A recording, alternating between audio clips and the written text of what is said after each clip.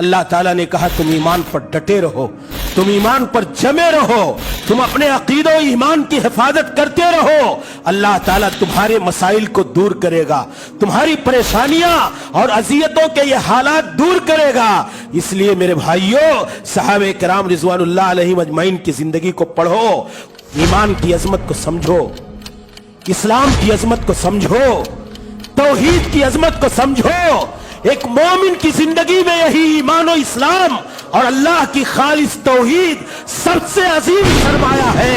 और इसकी हिफाजत के लिए हमें दुनिया की सारी चीजें कुर्बान करनी पड़े, इस फिक्र के साथ हमें जीना पड़ेगा और हम अल्लाह की तौहीद के लिए सब कुछ कुर्बान कर देंगे। ये हमारा ईमान होना चाहिए।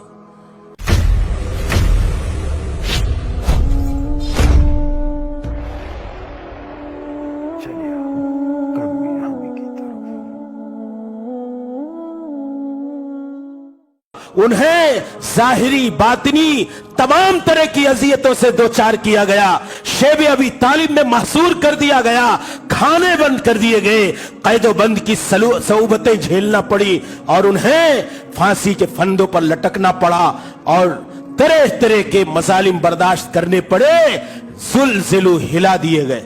हत्ता यकूल रसूल, यहां तक कि वो रसूल वल्लदीना आमनू मा, उसके साथ ईमान लाने वाले ये कहने पर मजबूर हो गए, मता नसरुल्लाह, अल्लाह की मदद कब आएगी, अला इन्ना नसरुल्लाह करीब। अल्लाह ताला ने कहा तुम ईमान पर डटे रहो, तुम ईमान पर जमे रहो, तुम अपने अकीदो ईमान की हिफाजत करते रहो। अल्लाह ताला तुम्हारे मसाइल को दूर करेगा, तुम्हारी परेशानियां और अजियतों के ये हालात दूर करेगा।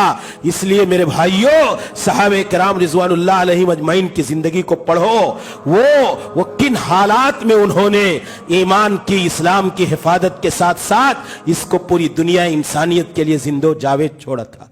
इमाम अहमद इब्न हंबल ने क्यों झेला ये मुझे कि आने वाली नस्ल गुमराह हो जाएगी। एक बहुत बड़ा मसला था उम्मत इस्लाम का कि कुरान करीम को मामूली लगता है हमारे लिए, लेकिन जेल की सलाखें, बादशाहाने वक्त के मजालिम बर्दाश्त करना, ये क्यों हुआ? ये इसलिए कि हमारा ईमान सलामत रहे, हमारा अकीदा सलामत रहे और आने वाली नस्लों के पास एक मिसाली ईमान और अकीदा हो। मेरे भाइयों, इन हालात में मेरे बुजुर्गों, अपनी और आने वाली नस्ल के अकीदो ईमान की हिफाजत की फिक्रमंदी का सामान तैयार करो। ये हालात का तकादा है, ये आने वाले हालात हमारे लिए ये चैलेंजेस के हालात है। और अगर हमारी और हमारे नस्लों की अकीदो ईमान महफूज रहा, मजबूत रहा, मुस्तहकम रहा और सहाबे किराम के ईमान जैसा ईमान रहा, तो सारे चैलेंजेस और सारी परेशानियों का हम मुकाबला कर पाएंगे। वरना इर्तिदाद होगा, दीनी इन्हिराफ होगा, बेदीनी की एक लहर होगी और मुसलमान अपने दीनो इस्लाम से दूर होकर के अल्लाह के रास्ते से बगावत और इन्हिराफ का रास्ता इख्तियार करेंगे। ईमान की अजमत को समझो, इस्लाम की अजमत को समझो, तौहीद की अजमत को समझो।